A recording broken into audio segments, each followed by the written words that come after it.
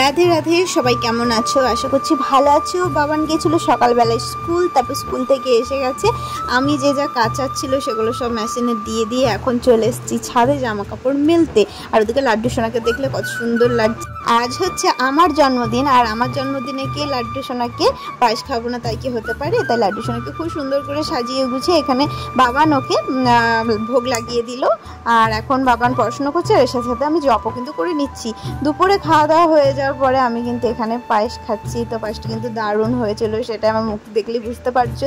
এখন হচ্ছে সন্ধ্যাবেলা আমরা কিন্তু গাড়ি নিয়ে একটু যাচ্ছি বাইরের দিকে। তো প্রথমে ভেবেছিলাম ঘাটে যাব, কিন্তু না, সোমেন একটা রেস্টুরেন্টের সামনে নিয়ে এসছে। তো আজকে আমার জন্মদিনে খাওয়া দাওয়ার ডিনার আজকে এখানেই হবে। তো এই রেস্টুরেন্টে প্রথম এলাম, তো বাইরের ভিউটা কিন্তু এত সুন্দর, চারিদিকটা একদম বাগান বাগান ব্যাপার। এখানে রেস্টুরেন্টের ভেতরে বসে চাইলেও খাওয়া দাওয়া করা যেতে পারে, আবার বাইরেও খাওয়া দাওয়া করা যেতে পারে। তো সন্ধ্যের দিকে বলে মশার একটু উৎপাত আছে, সেই জন্য আমরা ওদিকটাই ঘুরে একটু এখানে চলে এসেছিলাম। তো খাবার আমাদের ওদিকে অর্ডার দেওয়া হয়ে গেছে, তার মধ্যে আমি কিন্তু একটু দোলনায় বসে বসে ঝুলে নিচ্ছি। আমার খুব ভাল লাগে এভাবে দোল খেতে। ওদিকে আমাদের খাওয়ার অর্ডার দেওয়া হয়ে গেছে। আমরা মিক্স ভেজ আর তন্দুরির অর্ডার দিয়েছি, এর সাথে একটা মশলা কোক।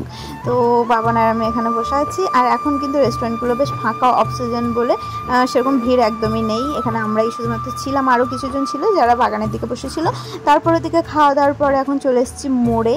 তো মোড়ে কিছু শপিং করবো। দেখতে মোড়ে গ্রসারি থেকে শুরু করে সমস্ত জিনিসপত্র পাওয়া যায়, এমনকি ভেজিটেবল, ফ্রুট সব কিছু।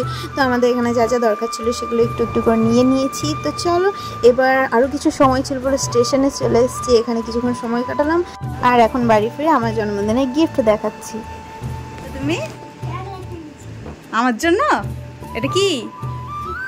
কিটক্যাট, আমার জন্মদিনের গিফট। Thank you.